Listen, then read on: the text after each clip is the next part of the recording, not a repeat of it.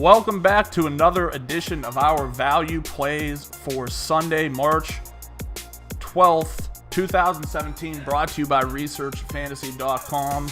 Last night, the value I did, I talked pretty much at length that the Spurs and the Golden State Warriors game was going to feature a lot of value that you just kind of had to determine if you wanted to go that route. I offered one play I liked from the game who I thought was going to be a little bit of a sleeper because of guys like Ian Clark, Jamal, Patty Mills, David Lee.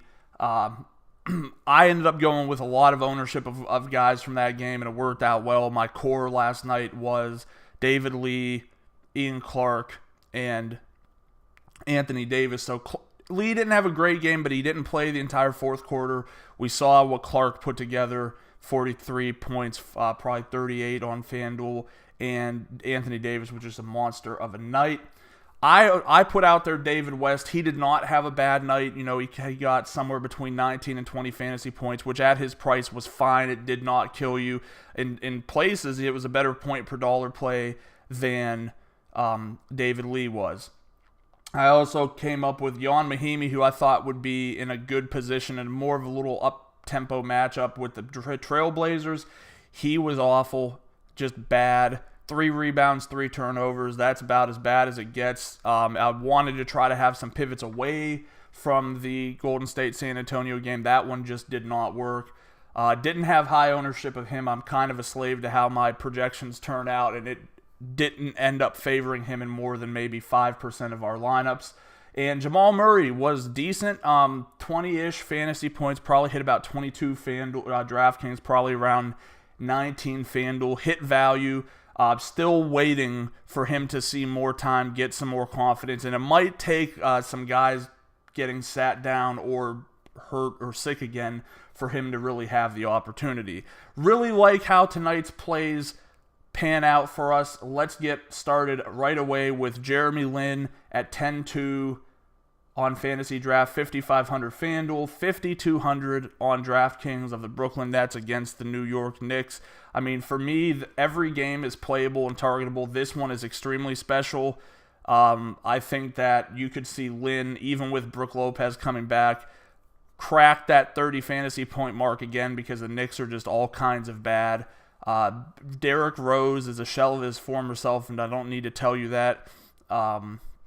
So I think he's poised to have another 30-point game. I can't really say that I see anything bigger than that now because Kenny Atkinson will not let him go over 25 to 27 minutes. I do feel like we're probably looking more towards 25 here just because he's Kenny Atkinson and Brook Lopez is going to be back. So a lot of that offense is going to be back in the lineup again. So I'm going to still have a pretty good amount of him tonight.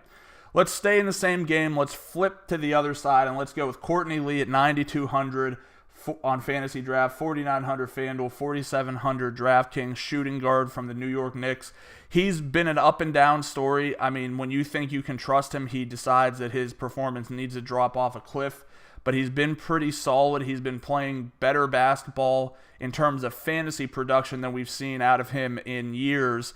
So I don't really have a hesitation because everybody beats the Knicks. The big question is, are you going to be able to have 5 guys go over value against the Knicks, the Nets? And it certainly is possible because you're getting somewhat of a discount on a lot of guys like Kyle O'Quinn, Kristaps, Carmelo, Rose maybe. So I think it's totally possible. I do like the play tonight. I don't think he sees enough ownership, to be completely honest with you. I think a lot of people just look at Courtey Lee, remember the years in Memphis, and we all know what Memphis is in terms of the love they get from the daily fantasy community. It's pretty much nothing unless they're playing in a really, really beneficial matchup.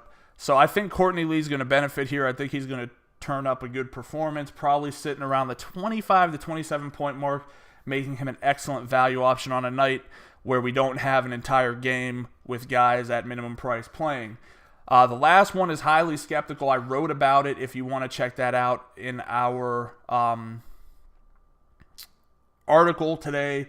Really big on Ivica Zubac if he gets called back up and he plays in the starting lineup. Magic Johnson has said that he wants to see him run 30 to 35 minutes with the starting unit to see if he's got starter potential. Luke Walton echoed the sentiment that it's his team and he's going to make the decision. Really tough to say what's going to happen. Zubac put up 18-11 stat line in the D-League in 31 minutes yesterday. My thought is that they were going to see how that went to see if they want to call him up to start him against the Sixers. He's a point-per-minute producer. That's what our projections indicate. So if he's able to get 25 minutes on the floor, he's a good bet for 25 minutes of production. Highly skeptical, but if he plays, he's worth a look. That wraps it up for tonight. Make sure to subscribe to our YouTube channel. Head over to researchfantasy.com. Sign up for our NBA mailing list. Like us on Facebook. Follow us on Twitter. And join us again tomorrow.